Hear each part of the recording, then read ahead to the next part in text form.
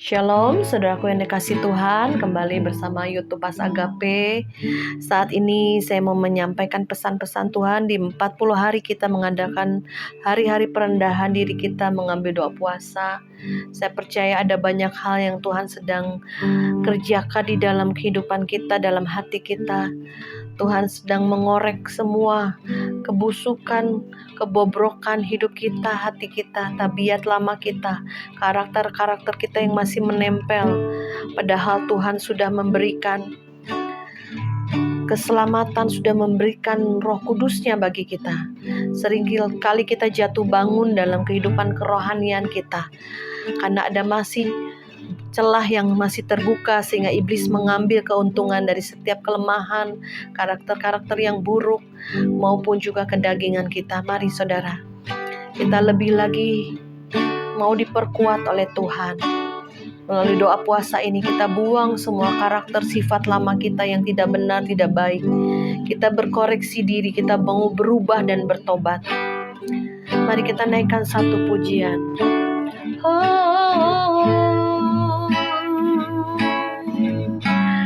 Bila cobaan menimpa di hidupmu, bila sengsara menimpa keadaanmu, ingat ada satu sobatmu yang setia, dia akan selalu pedulikan kamu. Berseru memanggil namanya, berdoa dia akan segera menghampiri dirimu. Percaya dia tak jauh darimu, dia hanya sejauh doa. Berseru memanggil namanya, berdoa dia akan segera menghampiri dirimu. Percaya dia tak jauh darimu, dia hanya sejauh doa. Saat ku cari damai, hanya aku dapat dalam Yesus. Saat ku cari ketenangan, hanya aku dapat dalam Dia. Tak seorang pun dapat menghiburku, tak seorang pun dapat menolongku. Hanya Yesus jawaban hidupku.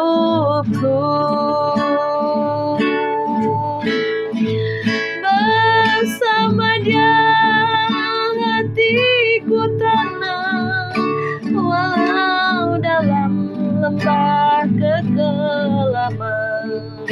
Bersama Dia hatiku damai, walau hidup penuh tantangan. Tak satu pun dapat menghiburku, tak seorang pun dapat menolongku. Hanya Yesus jawaban hidupku.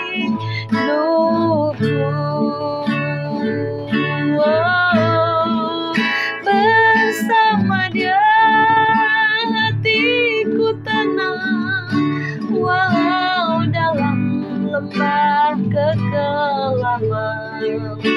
Bersama Dia hatiku tenang, walau hidup penuh tantangan. tangan, tak satu pun dapat menghiburku, tak seorang pun dapat menolongku. Hanya Yesus jawaban hidupku.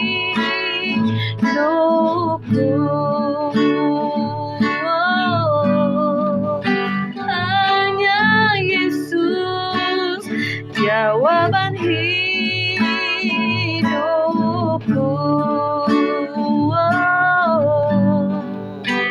Allah sumber damai sejahtera kami Tuhan, Kau sumber pengharapan, Kau sauh yang kuat bagi kapal hidupku. Tuhan, siramo sekedada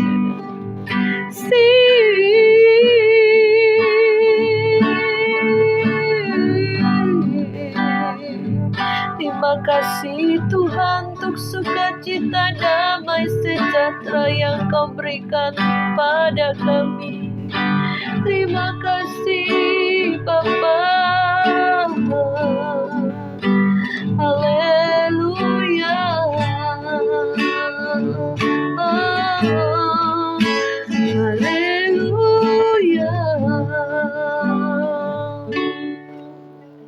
Puji nama Tuhan, saudara dikasih Tuhan, kembali bersama YouTube Pas Agape. Saya percaya di 40 hari kita mengadakan doa puasa ini bisa membawa kita lebih dekat sama Tuhan, tahu jalan-jalan Tuhan, kita terus berkoreksi diri kita untuk bisa hidup benar, hidup kudus, ya, supaya kita ini dilayakkan. Di akhir zaman ini jangan kita dipusingkan ya oleh keadaan-keadaan zaman. Baik juga nanti akan terjadi banyak hal-hal yang mengejutkan. Tapi mari kita persiapkan hati kita, persiapkan hidup kita, persiapkan diri kita, bereskan di hadapan Tuhan, bereskan dengan sesama kita. Biarlah hidup kita penuh damai sejahtera yang dari Tuhan.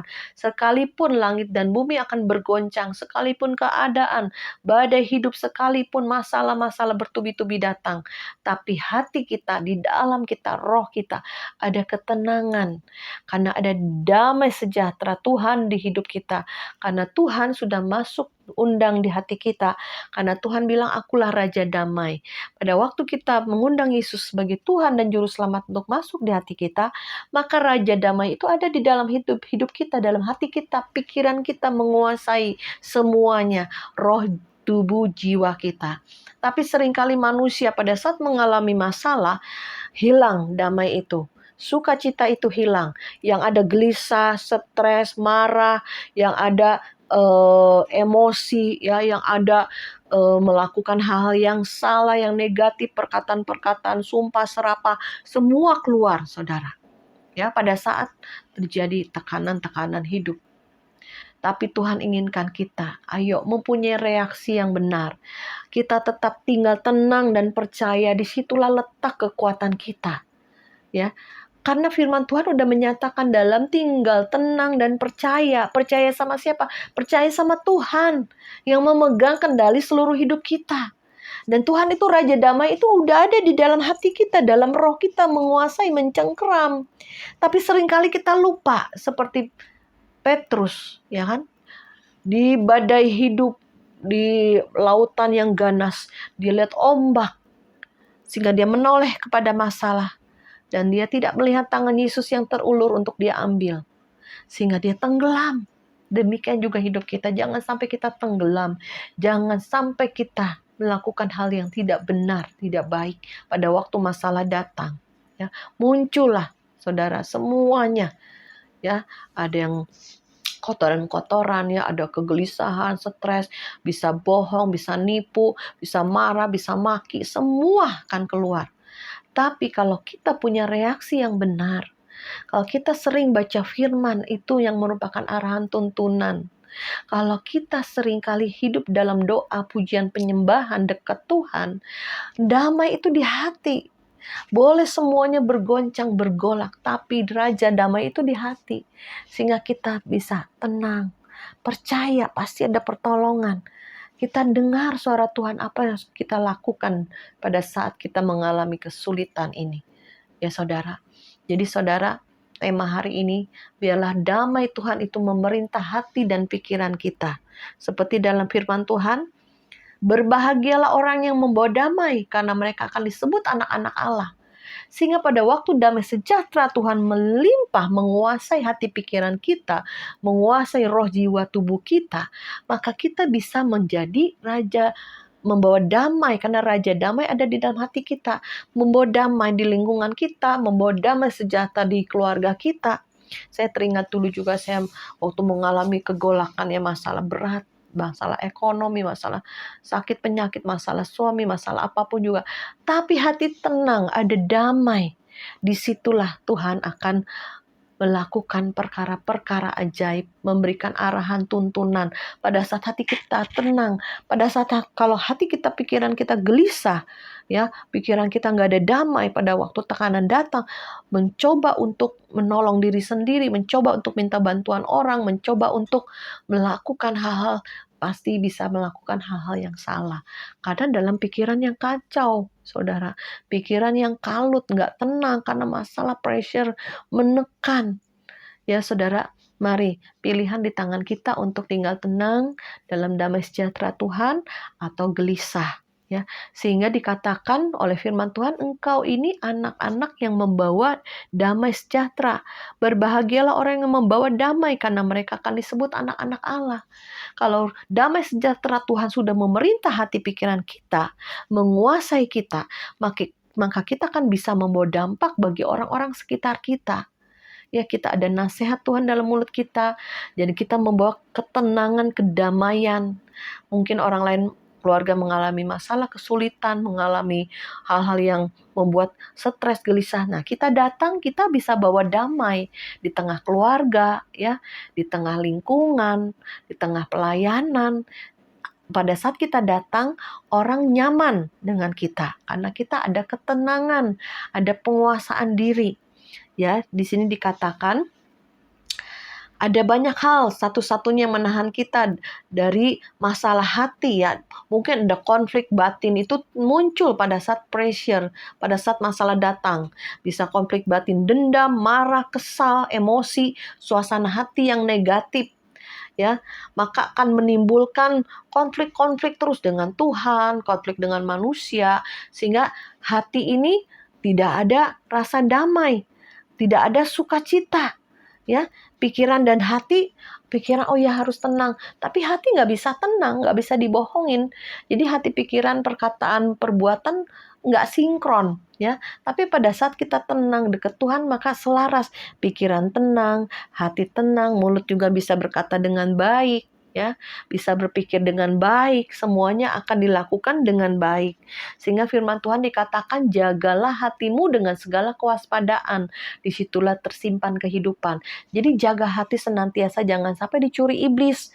Damai sejahtera yang Tuhan berikan jangan sampai diambil oleh iblis. Seringkali iblis itu memancing dengan orang-orang sekitar kita nih, yang tiba-tiba marah, tiba-tiba maki-maki kita, tiba-tiba kita ditipu, tiba-tiba kita dicurigain, tiba-tiba kita omongin, tiba-tiba kita difitnah yang jahat.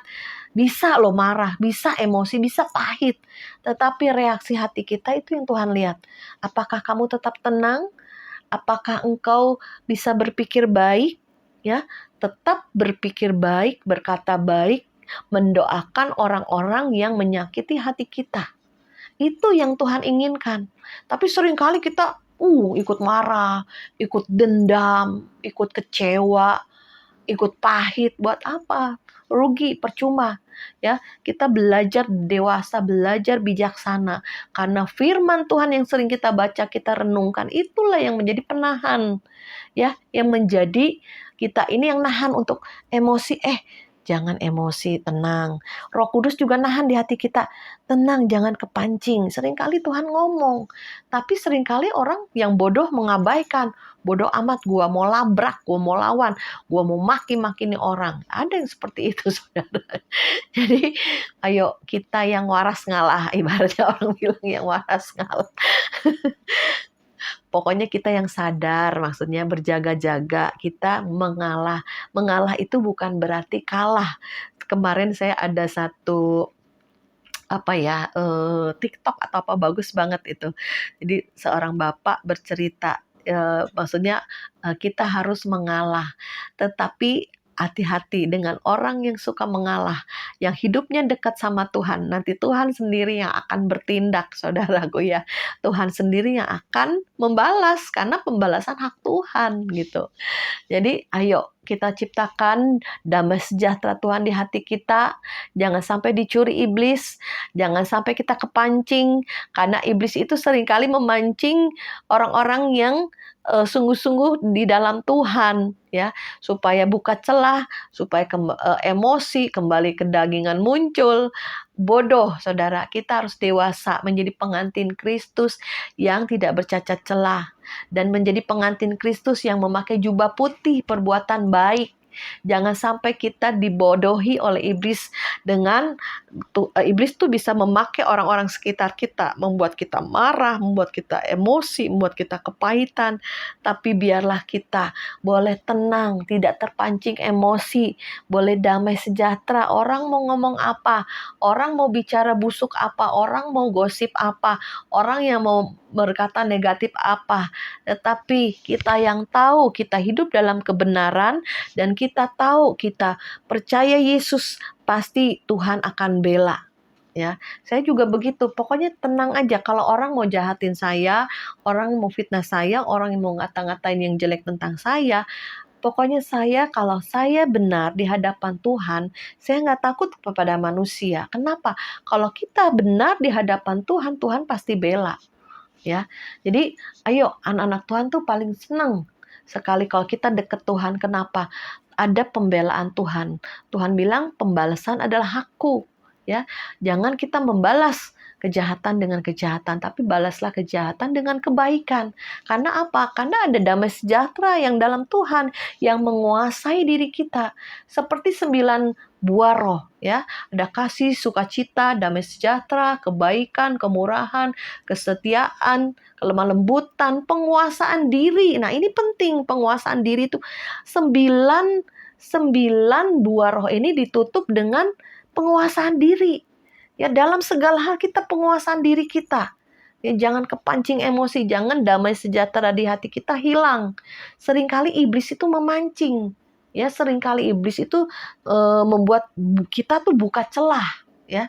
Jadi tutup semua celah-celah iblis, tutup rapat semua celah iblis. Tenang, jangan kepancing. Kita ada damai, Raja Damai itu menguasai, mencengkeram hati kita, roh kita, pikiran kita, mulut kita, ya, semuanya kita dalam penguasaan diri. Ya, jangan keluar kata-kata jahat, ya, orang mengutuki kita, memaki kita, jangan sampai mulut kita juga dipakai iblis, balas memaki, kata kotor, balas dengan kata-kata setan. Jangan, saudara. Saya seringkali tutup mulut saya. Kalau orang maki saya tenang. Saya ngomong yang baik, ya, bukan membalas maki dengan maki. Saya tetap dalam penguasaan diri. Ya, pernah satu kali saya dimaki-maki dalam satu komsel. Semua tuh dengar, berapa orang kita ngumpul, hampir 10 orang. Saya tetap tenang, saya tidak balas maki dengan maki. Karena apa? Karena di dalam hati saya tuh sudah tidak ada kata-kata kotor, sudah tidak ada air kotor, sudah tidak ada kata-kata kebun binatang, ya.